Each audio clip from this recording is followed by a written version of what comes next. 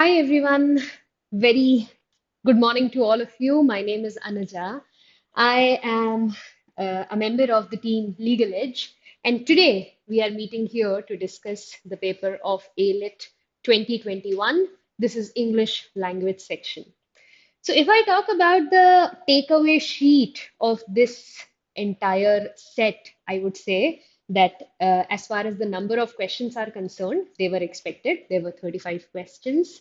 And the difficulty level was really surprising this time because we expect a lot of questions on grammar, seeing the past 3 year papers. We feel that it must be a difficult paper this time as well. But that didn't happen. It was a pretty easy breezy paper, very doable. So I am definitely going to call this set easy. And why so, you will get to know once we start discussing the questions. So let's get started with the first one. Now this RC has been taken, it is attributed here. It has been taken from Shashi Tharoor's book, India from Midnight to the Millennium and Beyond. Now, first of all, AILET for the past years has not been taking text from such known sources, right? I mean, Shashi Tharoor and his books are pretty well known, and AILET hasn't been doing that. So I look at that as a deviation, as something new that has happened this time. Now, this book was written when independent India, turned 50. And there were a lot of things that were said about the book. I mean, if you want to read the commentary, you can go to Washington Post, you can see New York Times, and you just do a simple internet search and you will find a lot about this book. In fact, if you want to read the first chapter, that's available as well. Yes. So enough about the book. I think you can read it if you want to. But this text, now this is a pretty easy one, easy to understand. The author is talking about a personal experience here, but from that personal experience, he is expanding about the general things. So he talks about a particular night when he arrived in Delhi and he was taken to the Sheraton, the hotel, and he was very impressed that how fast that lift took him to a floor above, and then he was really surprised. But later, when he found out that no, he was not taken on the 12th floor, it was just the second floor, but it was named in such a way, he felt hoodwinked, he felt cheated. And in that accusatory tone, in that blaming tone, when he asked that personnel who was helping him out, she said that, sir, our clients who generally come from abroad, they appreciate this, and that is why we do this. Now, this left author wondering and thinking to himself that this is the new India, right? An India of five-star hotels and smooth talking hotel staff, and where nothing is quite what it seems. You see one thing, but the reality is something else. And I think this is the comment that we need to remember. So now let's head toward the question. Now, this particular statement from the passage that we couldn't have ascended faster in the United States of America. Now, when he said that, what did he feel? I'm sure you will agree with me when I say that he felt surprised. He said, "Wow, I mean, this doesn't even happen in America. How come we ascended so quickly? This lift is marvelous." He was left surprised. Now, saying that all Indians are great innovators is completely stepping out of the line here because the passage did not comment on that.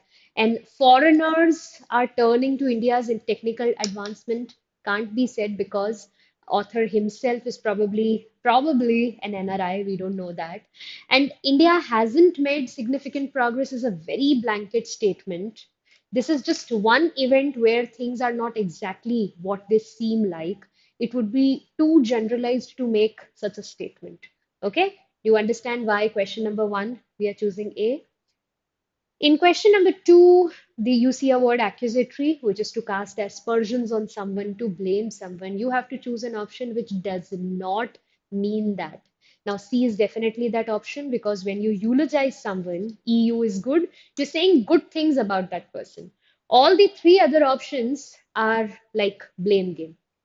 In question number three, you see that you have to infer from the passage how was author's impression, and you do know that in the beginning he was proud, but then he did not get prouder. He get disillusioned. He said, "What is this? I was impressed, but this is not what I thought it is."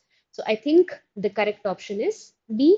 We'll not say that it started with disappointment. It didn't start with disappointment. It started with how impressed he was, but later he was disillusioned. He said this line, right, very beautifully crafted. That's this elevator had taken me for a ride, which is an idiomatic expression, which means when someone is cheating you. And that is why the answer is D. When he said that, he meant quite literally that elevator is taking him from one floor to the another. So that is a ride. But ironically speaking, it also deceived him. He thought that he's traveling much farther, but it wasn't the case. And how is the tone? Now, pensive and remorseful has a lot of regret involved, and there is no regret as such.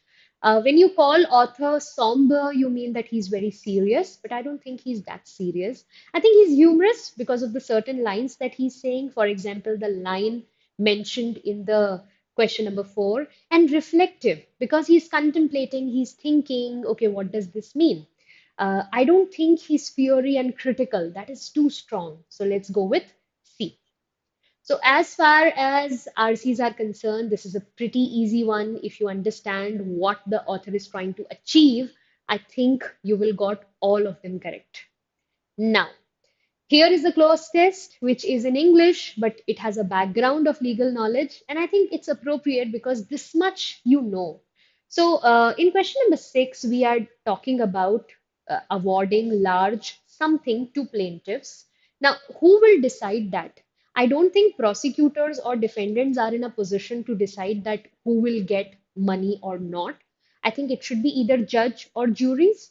But here you see R written, so it has to be B, juries. It's a simple thing, anybody could do it. If you have a plural verb, you will always have a plural subject as well because you do not want subject verb discord, you want subject verb agreement, right? Now, juries are increasingly awarding large what? Now, in this context, in this kind of context, when you award money, it's not called a reward or personal injury, it's called a settlement. It's not a kickback either. You read about all the meanings, you will find out that kickback is something entirely different. Moving on, so we are awarding large settlements to plaintiffs who have experienced what? What sort of comments? So they have experienced some comments and harassment. See, harassment is a negative thing. So whatever you need has to be in accordance because you have and here. So it could either be derogatory or abusive, both means insulting, but abusive is a bit too much. And that's why derogatory is the best option. Okay, adulatory can't fit at all because adulation is praise. So you need to match with the tone. Now, what do we call these? We say that these people have experienced, what did we choose? Derogatory comments and harassment, or they are being denied promotions. And now, what comes with promotions? You do know. I mean, you have not had a promotion so far, but you do know what comes with promotion. With promotions, you get raise in your salary. It's not rise. Rise is when it happens on its own. For example, the sun rises in the east, it's happening on its own. But right now, here you need raises. So with promotions and raises, it's not reimbursement. Reimbursement comes into picture when you have spent an amount and that is being returned to you. Perks are facilities, but you don't generally get perks with promotions. Perks are generally, I think, raises are more suitable with promotions. Moving on to question number 10. Now, what do we call this? This entire thing which is happening is not just an accusation, it's a proper lawsuit, it's a proper case. So, in 10th, we are choosing suits. And I know the last one is a bit technical, but you do know this is called class action suit. What is a class action suit? When the case is being fought by some representatives, but those representatives are for an entire class. So, whatever decision has been taken is going to govern that entire class. It's not procedural law, it's not torts, because those things are not relevant here. So, technical in nature, but very doable. So, again, close test, quintessentially AILET material, easy this time, very easy. And now comes high frequency words. You have to tell the synonyms, and these are so expected. I mean, these are the words that we start with in classes. So, impecunious is someone who is poor, and that is why having little or no money is the correct answer. Lugubrious is very sad and tearful, and that is why the answer is A, like Lady Magdalene. Recalcitrant attitude is very stubborn attitude when you're insubordinate, when you resist authority, you don't want to be told what to do. So super simple, right? Now, in this sentences, you have to complete the sentence, and I think there was a blank right here. So, of course, these are all foreign phrases. You were supposed to know the meaning in order to choose, and I'm sure since you have taken ALET, you must have paid attention to foreign phrases since they feature every time. Now you see, you're saying here that managers must see themselves as catalysts, people who make problem solving happen, not problem solver themselves. No, intrinsically speaking, they are not problem solvers. So in this context, the word that fits is per se. What is the art of speaking or writing effectively is called, it is called rhetoric. You do know that when we talk about impressive speech or writing, it is rhetoric. Brevity is precision, verbosity is wordiness, and garrulousness is a talkative spree. Okay, what do you call someone who tries to put something across, good or bad, whatever it is, but he doesn't want any scrutiny or criticism? I think that person is a propagandist. He has some propaganda and he just wants to convince you of his cause. Okay, now another way to look at this question is zealot and enthusiast. Both are similar, and these are for someone who's like a fanatic, too devoted to a cause. And both of them can't be your answer, because how would we even differentiate between A and D? And who's a sloganeer? A sloganeer is someone who writes slogans, so it doesn't really fit the context. Now, this is a beautiful line. Let's read the line and then we'll talk about the figure of speech. In rivers, the water that you touch is the last of what passed and the first of that which comes. That means the author is trying to compare the water with the time. So, whatever has gone is gone. You can't really access it. And whatever is about to come, you have to appreciate that. So, what is the author doing? No personification here, and we wouldn't call it a simile because simile uses like and as. You know that it's either like or as, and I don't see that here. There's no exaggeration, so it's no hyperbole. It is analogy. What he's trying to do is create a parallel example, time between time and water. Okay? So, and why is it metaphysical? Because it's beyond the realm of material things. I think you all know about Judas. Judas is the guy who deceived Jesus by identifying him, and he identified Jesus with a kiss. So, kiss of Judas is actually something which is harmful, and it is talking about a person who is not your well-wisher, but he pretends to be one, and that is why the answer is a snake in the grass. Someone who is deceiving you but uh, disguising himself as a friend. Now, you have this expression here that this person is planning to go on a Europe tour and he decided to something with his French. Now, what will he do? Try my hand at is like you're trying something new, but it's not so easy that you just say that, okay, I'm going on a tour, let me just try. It's not so easy. And master the art, I think it's too much to say because you've just decided how can you master it in such a short time. So the correct answer here is brush up on. When you brush up on your French, that means you just revise, sort of, you refresh your memory. You know it, but now that you're going on a tour, you're brushing it up. And I think that much is only practical because suddenly you decide you can't master or you can't start, right? Now, analogy, tree and leaf. So tree has a lot of leaves, and similarly, flower has a lot of petals. In fact, petals is one of the main parts of flower. Same goes with the equation of tree and leaves. So, a very easy one. Now, this one is a sentence where you have to choose grammatically incorrect one. And we are very used to choosing grammatically correct one. And this is super easy, isn't it? If I tell you that A is grammatically incorrect, you would immediately know why. Because I say a here and I have bodies. And how can I say a growing bodies? In fact, a means one. So I should have a growing body. Rest are grammatically correct. In question number 23, once again, I have to choose a grammatically incorrect interrogative statement. So, a statement that is asking a question, but it should be grammatically incorrect. Now, you do remember that after the WH word is how, why, when, so on and so forth. After that, you have a helping verb, and then you have a pronoun or a noun. Okay. But what is wrong with option B here? You have the opposite of this. It should be how will we ensure? Instead, you are saying how we will ensure. That is why it's a grammatically incorrect interrogative sentence. Now, companies that correctly match their strategy making processes um, to their competitive circumstances perform, it should be perform. Now you have to tell. So you're comparing one kind of companies to another kind of companies. And of course, since it's comparison happening between two, and you do know that a superlative degree only comes when you have at least three segments. So this is rejected. And since you are comparing, it should be comparative degree, right? It should not be the positive degree of adjective. So the answer is A, that these companies do better than those that don't, right?